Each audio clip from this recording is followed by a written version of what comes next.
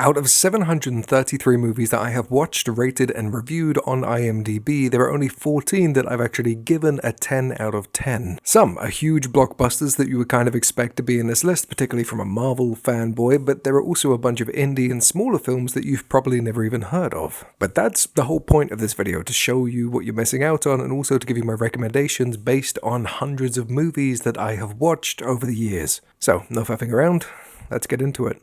I Origins. I first watched I Origins back when I was a teenager, and I loved the idea of a movie. This is just when I started getting into movies and cinematography, and the idea that a movie was a story rather than just a piece of entertainment. The premise is pretty simple. It starts off as this sort of romantic movie, then there's a big twist in the middle, and then the rest of the story follows this very strange experience and pursuit for an explanation on reincarnation. Hey, look, I'm a poet.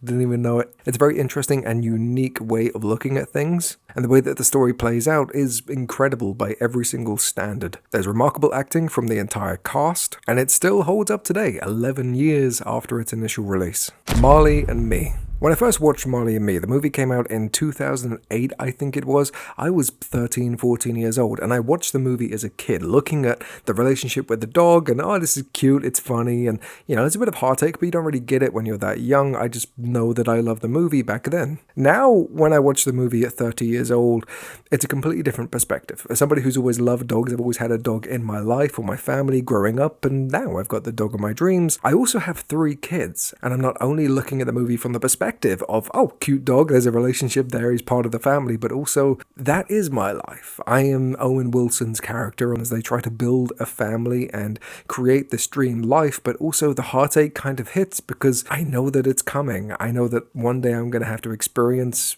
what Owen Wilson's character did at the end of that movie, and that terrifies me, but at the same time it's something that I embrace and I try to utilize to make the most of my life and my memories with the dog that I have now. An honorable mention here would be Hachiko, which I think is a very close second in terms of dog movies and stuff like that. But again, for me, it isn't so much the fact that it is a comedy or that it's amazing in every single regard, because to a lot of people, Marley and Me is just a standard, funny comedy movie with a bit of heartache thrown in. But I personally love this one. I gave it a 10 out of 10 because of the perspective and the journey I have had with this movie in particular. The Fault in Our Stars. When I first read the book, The Fault in Our Stars, I wept like a baby. Then the movie released and I wept like a baby again. But this movie was more than just a romantic comedy with a bit of drama thrown in. It was a very heart-wrenching tale from start to finish. But as somebody who's always suffered from some form of medical condition or another that I go into a little bit on my vlog channel, I've also been surrounded by people who have these conditions and are affected by things like this on a daily basis. And I think that's why this movie hits so close to home for me, because it feels raw and beautiful, and it makes you kind of appreciate the life that you have and the time that you have with the loved ones around you, because it's very limited and you recognize that more and more day after day as you get older. Logan. Logan released in 2017 at the height of the superhero era, before the multiverse stuff, and yet rather than leaning into that whole superhero thing, they could have gone balls to the walls with making it over the top and introducing new characters and new powers, and they didn't do that. They took a step back and actually decided to focus more on the emotional element, bringing back Patrick Stewart and Hugh Jackman in their roles from a generation of superhero movies that was very slowly starting to die out. And in my opinion, they delivered some of the best performances of their careers in this movie, alongside Daphne Keane, who's gone on to make a bunch of incredible movies both inside of the superhero bubble and also outside of it. I don't think they could have done this movie any better if they tried. The writing was phenomenal, the way they played it out and said a final farewell to these characters who we grew up with before the MCU was even a thing. I think it was the best send-off for everybody involved, and it was a perfect way to leave the story there. Until Deadpool 3 came along. Harry Potter and the Deathly Hallows Part 2. Can you believe that this Harry Potter movie, the final one in the franchise, came out in 2010? That blows my mind. It was 15 years ago. I was a teenager when this thing first came out, and this was my first franchise that I ever got into. We all know that, you know, Harry Potter's got a huge fan base. There are people who grew up on the movies, and most of them are adults now, so watching the HBO series kind of be put together with some controversial choices, a little bit apprehensive about it, touching a couple of nerves there, but at the same time, this was my childhood, and when it finally came to an end with Deathly Hallows Part 2, it felt like the end of an era for me. I grew up with Ron, Harry, and Hermione, and as I sat in the cinema saying a final farewell to the characters, it was a very melancholy experience, one that I felt like was part of my transition from being a boy to a man. You know, we were saying goodbye to these characters and this whole story, this world that we had fallen in love with for nearly a decade, if not longer. Also, fun fact, my uncle was actually one of the characters in the Harry Potter franchise. He played Goyle, one of Malfoy's little henchmen. So not only did I get to watch and experience all of the Harry Potter characters grow up while reading the books and watching the movies and stuff like that, but I also saw one of my family members grow up both on screen and off screen. That was a very surreal experience, and I think it kind of added that layer of emotional attachment because I can see him as a kid in those movies, and then I also see him in real life. It's a very weird transition. The Creator. The Creator is a sci-fi movie directed by Gareth Edwards, who very quickly, after watching this, became one of my favorite directors of all time. He gets it, he gets the process, he understands CGI and working with CGI artists on a movie set. It's not like, okay, we'll just handle it in post. The guy knows exactly what to look for, and you can tell throughout not only this movie, but everything he's created in the past and since The Creator. The movie showcases a world where AI is very closely integrated with the way that we live, very much like the reality we're currently living in now and we're working towards. But then things go wrong, and there's a couple of things that John Washington, I think his name is, the lead actor, there's a couple of things that he has to do that involves working with an AI person hybrid. I don't want to spoil everything, but you have to watch the movie to be able to understand everything that's going on. The AI human hybrid is played by Gemma Chan, who in this role, as young as she was phenomenal, as was everything in this movie, from cinematography to writing. It's one of those movies that you don't expect to be good because I think it came out exclusively on a streaming service, Prime Video, if I'm not wrong. And yet for me, it pulled through, and it is one of the best movies of all time. A Star is Born. A Star is Born is a drama romance movie featuring Bradley Cooper and Lady Gaga. On paper, it shouldn't work because Bradley Cooper is the singer and Lady Gaga is the actor or actress. This movie probably means more to me than it would the average viewer because it's mine and my fiance's movie, right? We watched it on one of our first dates all those years ago. I think we were together for a year when this came out, so that would be 7 years ago. Also, one of the songs in the movie, Shallow, it's our song. But aside from my own emotional attachment, I genuinely believe that this is one of Bradley Cooper's best performances. I've seen Limitless, I've seen him in a million roles before, but there's just something about this one. The way that he deals with trauma, the way that he portrays this character, the way that he expresses his own difficulties throughout this movie, and Lady Gaga does the exact same thing. I think she actually lost a friend during the filming process for A Star is Born, and she was able to channel that energy and that emotional controversy into her performances as she was singing and acting and portraying this character. And also, Cooper stands side by side with one of the most successful musical artists of our generation, and yet he pulls it out of the bag. There's numerous occasions throughout this movie that I'm like, you have so much potential as a singer, and I didn't expect that from Cooper, but he does really well. And Gaga, in her role, she's a fantastic actress. I didn't really see it coming. I refused to watch Joker 2, Deux le Foi, something like that, whatever it's called. So I don't know how good she was in that role, but there's just something about her in this. Both of these characters being able to stand out in roles that they shouldn't be in, and it works. Maid. Maid is another one on my list that probably means more to me because of the emotional attachment to it, but again, it's a series that I didn't expect to be as good as it was. I think my missus put it on one day and I was like, I'm not really feeling it. I felt it. It's a series made specifically for Netflix, and it focuses on this mum who has left an abusive relationship, but then there's issues. She's got a daughter, I think it is, that she's trying to look after. She's struggling financially, trying to make ends meet, trying to make sure that there's food on the table, so she has to work herself to the bone to be able to provide and survive. This came out in 2021 when I had 3 kids, 2 of which were newborns. They were twins born 2 years prior. We, at that point in time, were in a very similar position where we didn't have a lot of money. We were struggling as well, and just so happened that this series released at the exact same time, and I think that's why it hit so hard, because I remember just sitting down and bawling my eyes out every single episode because she started doing well, things started getting better, and it crashed, and I felt that. I was going through the same thing, and it was just an incredible watch. Again, aside from the emotional attachment, I think that the storytelling was great. The pursuit for happiness throughout this movie from start to finish, it really hit home. And I think if you have kids and you have been through that struggle, whether it's emotional, financial, I think this series will really resonate with you. So please check this one out.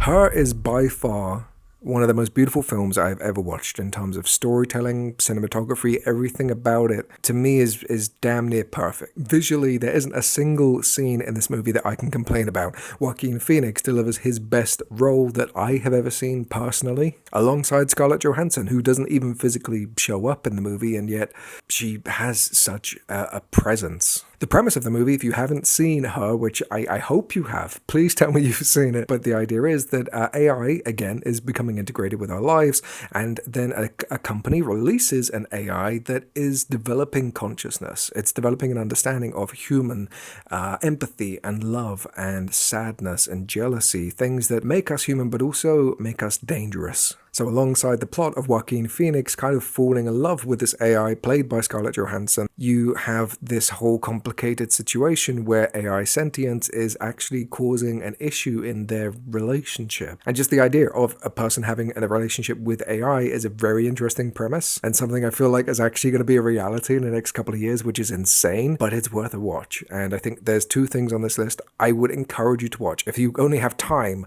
for two, it's this, Her, and then something else we're going to talk about in a second. Infinity War and Endgame. Okay, we're going to address these two together because I don't think you can have one without the other. When I tell people that Infinity War and Endgame are some of my favorite movies of all time, the reaction is normally, yeah, but they're superhero movies, so it's... They lack the art and the flair and all the rest of it that other movies typically would have, and to an extent, I kind of agree with it. I don't think that Infinity War and Endgame gives the same emotional toll and reaction as something like Her, but at the same time, it hit me personally. And it's not so much that the movies themselves are remarkable or incredible. I think they're some of the best action and superhero movies we've ever had, but at the same time, it's one of those situations where it was a decade-long adventure to be able to get to the point where we can watch these movies and we've built relationships and attachments to these characters. Captain America, Thor, Iron Man, Spider-Man. We have spent a decade with them, and it's that journey, that build up to that point where we can see it all come together in this climactic battle that has been teased for a decade. That's what made it special. It's also the cinematic experience, because I went to the midnight release for Infinity War and Endgame. I went to one of the biggest cinemas in the UK to watch this with a crowd of people who were there for the exact same reason, who shared that same level of enthusiasm and love for the franchise and for the characters. And I don't think I'm ever going to be able to beat the experience of listening to a crowd's thunderous eruption, this applause with popcorn flying everywhere, when in Infinity War, Thanos snapped the Infinity Gauntlet and wiped out half of the Avengers, or in Endgame where Captain America picked up Thor's hammer. None of us expected that, but the crowds went wild, and it made that experience of watching those movies so much better than I could have imagined. That, to me, was cinema, and I don't know if I'm ever going to be able to experience that again, those raw emotions from a community of people who are all forgetting their troubles and their difficulties and their real lives and just becoming engrossed in this 2-3 hour sequence. But I think that's why it stands out for me, because I will never have something like that again in the cinema. Whiplash. So Whiplash started as a really low budget movie. You can see clips of it before it was turned into what it is today, and then they ended up getting Miles Teller and J.K. Simmons in this incredible, electrifying pursuit of artistic perfection. The story itself revolves around Miles Teller's character as he attempts to become one of the best drummers in the world. You can see that he is talented and passionate, but he kind of lacks the drive. He doesn't understand why he isn't the best. J.K. Simmons takes up the role of this fierce teacher who is aggressive and passionate, and he won't accept anything other than perfection, and that's what Miles Teller's character needs. But my god, it is intense. It is exhausting emotionally going from start to finish in this movie, but it's unlike anything I've watched. I think if you are a passionate person and you have this idea of pursuing a dream, you need to watch Whiplash, and I'd be surprised if you haven't because of the critical acclaim it's got, but it's remarkable. Shōgun. Okay, so remember earlier on this list, I said that there are two things on this list that I need you to watch. The first of which was Her, which I think is one of the best movies of all time.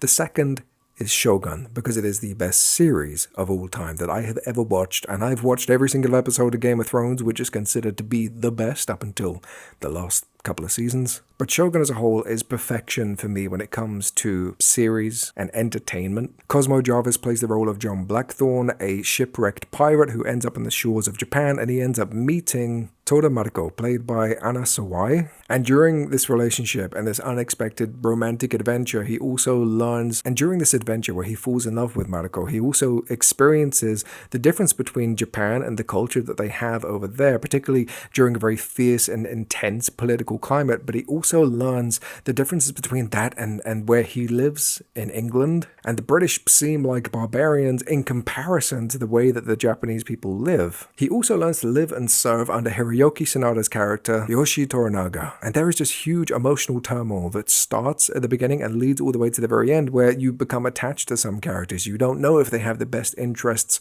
of their people and their countrymen at heart, or whether they're actually betraying the people who mean the most to them, or should mean the most to them. I found that Cosmo Jarvis, this was the role that I found him in. I haven't seen him in anything beforehand, but he very quickly became one of my favorite actors because of Shōgun. And this series actually prompted me to learn Japanese because of how invested I was in the culture beforehand, but also watching this, I was like, I need to be a part of this because of how incredible and beautiful it is made to seem. Wild Robot. Last but not least, I have an animated movie for you, one that I didn't really expect to see coming, but if you ever watched WALL-E, imagine that, but with the visuals and the animation and the storytelling dialed up to an 11. And what's really interesting about this one is that it doesn't feel like a kid's animation, you know, like Frozen and Moana and all the rest of it.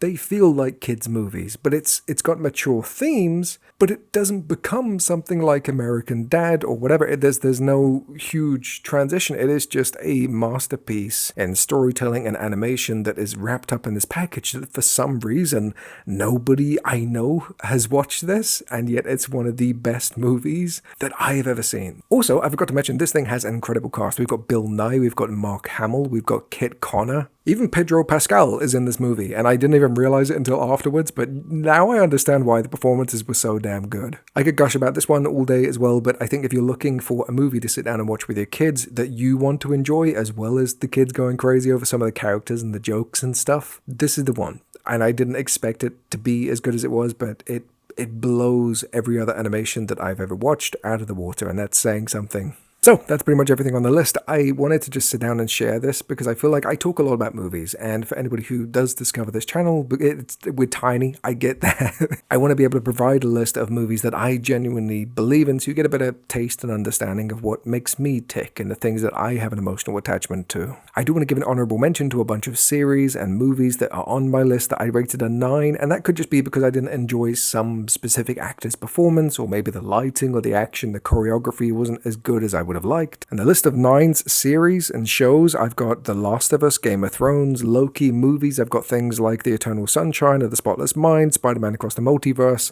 Jurassic Park, The Notebook, Avatar, La La Land, Baby Driver. Like, the list goes on, and I could sit and talk about this kind of stuff for hours. Also, Star Wars, I haven't put any of those on my top 10s because I was kind of late to Star Wars. Whoa, cat, you scared me. What are you doing? Yeah, I only started getting into Star Wars when I was like 20 years old, and that's just because it was never a part of my childhood, but watching them now, I love things like The Phantom Menace and The Clone Wars, and I'm just starting to really get into the lore. But then I'm also like, hey, Disney's kind of setting this one on fire, so is it worth investing my time into? I don't know, but that's why those movies and series aren't there. Anyway, I'm going to wrap this one up here. Leave some suggestions down below because I'm always looking for new shows and movies and all the rest of it to check out. Also, let me know if you resonate with any of the things on my list, because I think there are a lot of things on here that are beautiful and incredible movies, but I love hearing your feedback on my favorite things. Anyway, I love your faces. You're amazing and beautiful. Subscribe to the channel for more videos just like this. We also do trailer breakdowns and individual reviews of movies and shows and things like that, things that are trending and topical. And hopefully, I'll catch you in the next one.